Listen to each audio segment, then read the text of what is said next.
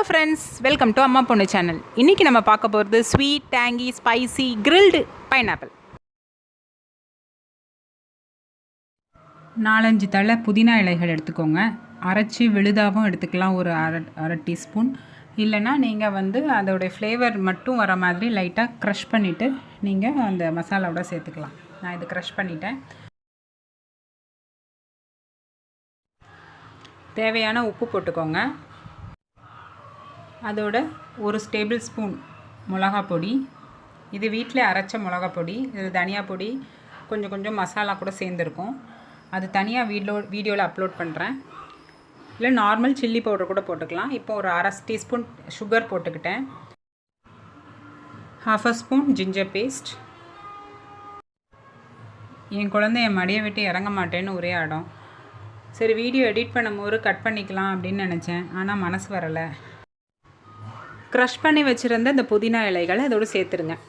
உங்களுக்கு புதினா இலையோட ஃப்ளேவர் ரொம்ப பிடிக்கும்னா நீங்கள் இன்னும் கொஞ்சம் கூட போட்டுக்கலாம். அரைச்சி அதை போட்டுக்கோங்க.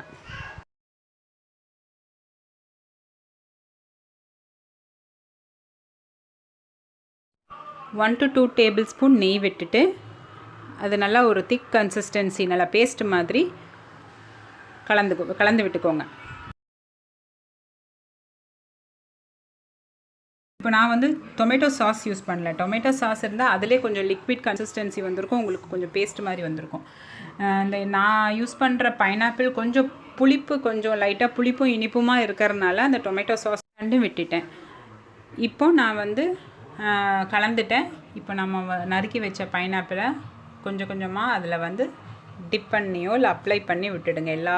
எல்லா இடத்துலையும் படுற மாதிரி அப்ளை பண்ணி ஒரு பீஸுக்கும் நல்லா அப்ளை பண்ணி வச்சுடுங்க.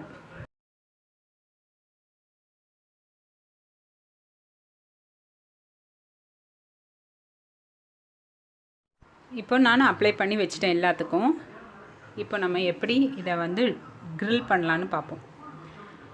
சப்பாத்தி கல் எடுத்துகிட்டு அதில் கொஞ்சம் எண்ணெய் விட்டுட்டு நான் பைனாப்பிளை எல்லா இடத்துலையும் போட்டு லைட்டாக தோசை இல்லைன்னா அந்த வாழைக்காய் வறுவல்லாம் செய்கிற மாதிரி டோஸ்ட் பண்ணிக்கிட்டேன். கொஞ்சமாக நான் திருப்பி போட்டு லைட்டாக எடுத்துட்டேன். இது நல்லா உங்களுக்கு அந்த உப்பு காரம் எல்லாம் நல்லா அப்சர்வ் பண்ணிடும். அதுக்கப்புறம் நம்ம வீட்டில் இருக்கிற எதனாவது உங்களுக்கு அந்த குச்சி மாதிரி இருந்துச்சுன்னா நீங்கள் யூஸ் பண்ணலாம்.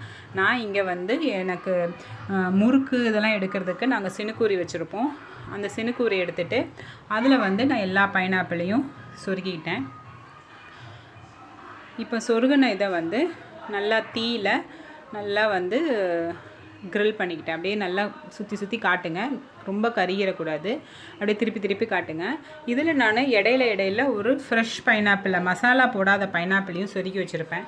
அது என் பசங்களுக்கு காரம் இல்லாமல் சேர்க்குறதுக்கு. அவ்வளோதாங்க, க்ரில்டு பைனாப்பிள் ரெடி. இதை நீங்களும் உங்கள் வீட்டில் ட்ரை பண்ணி பாருங்கள். உங்களோட கருத்தை கமெண்ட்டில் சொல்லுங்கள். பிடிச்சிருந்தா சப்ஸ்கிரைப் பண்ணுங்கள்.